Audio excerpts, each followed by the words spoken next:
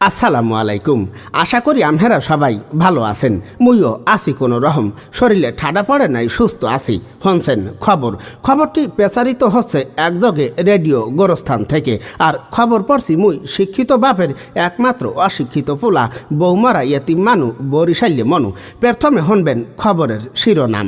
বরিশালের হুগলাপুর গ্রামে পুকুরে নাইতে যাইয়া ব্যাঙ্গের শাড়িতে এক বিধবা রারিমাতারি নিহত।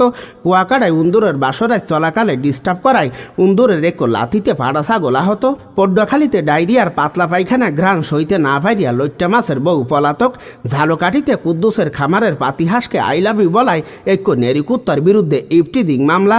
আমতলিতে 12 বছরের টিকটিকিকে ধর্ষণের দায় এক পাড়া ছাগলের যাবজ্জীবন।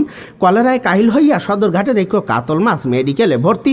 ও বরিশালের এক মাঠে গাই গরু ও দামড়া গরুর মধ্যে এক বিশাল ফুটবল খেলা অনুষ্ঠিত। এবার শুনবেন খবরের বিস্তারিত।